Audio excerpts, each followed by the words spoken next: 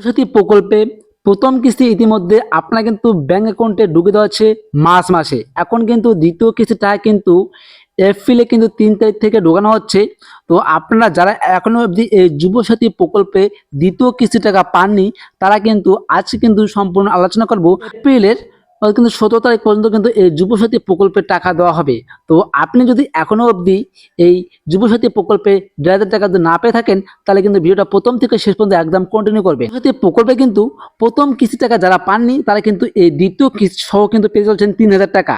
তো আপনারা যারা এই এপ্রিল মাসে টাকা পেয়েছেন, তারা কিন্তু অবশ্যই কিন্তু একবার কমেন্ট বক্সে জানিয়ে দেবেন। ভিডিওটা শুরু করে আমি একটা ছোট্ট রিকোয়েস্ট করছি, যারা এখনো অবধি চ্যানেলটিকে সাবস্ক্রাইব করেন, তাহলে অবশ্যই সাবস্ক্রাইব করে পাশে থাকা বেল নোটিফিকেশনটি অবশ্যই অল রাখবেন। আর ভিডিওতে কিন্তু লাইক করতে কিন্তু একেবারে ভুলবেন না।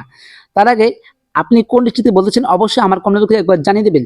যুবসাথী প্রকল্পে আপনি কিন্তু খুব সহজে কিন্তু ডিবিডি লিঙ্ক করতে পারবেন। তো ডিবিডি লিঙ্ক কিভাবে করবেন, আমি কিন্তু অলরেডি কিন্তু ভিডিওই কিন্তু বানিয়ে রেখেছি। আপনারা চাইলে আমার চ্যানেল থেকে অবশ্যই ভিডিওটা দেখে কিন্তু আপনি ডিবিডি লিঙ্ক করতে পারবেন। এক নম্বর কথা হলো, আপনি যদি ডিবিডি লিঙ্ক না থাকে, তাহলে কিন্তু এই যুবসাথী প্রকল্পের টাকা কিন্তু ঢুকবে না ব্যাঙ্ক অ্যাকাউন্টে। দ্বিতীয় কথা হলো, আপনি যদি কোনো স্কিমে টাকা পান, তাহলে কিন্তু এই যুবসাথী প্রকল্পে দেওয়া হবে না।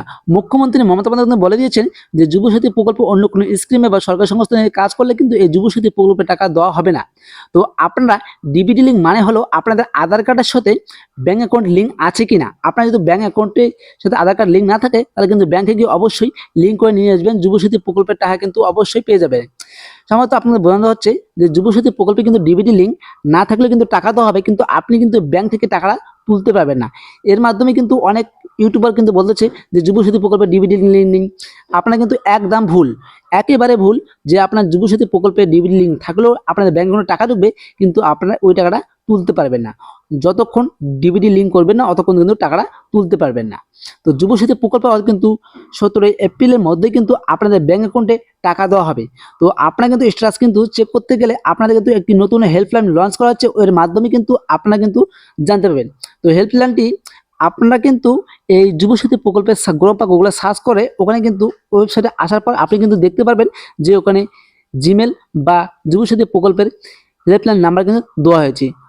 তো এইভাবে কিন্তু আপনি হোয়াটসঅ্যাপে এসএমএস করে বা মেল করে কিন্তু এটা চেক করতে পারবেন খুব সহজেই।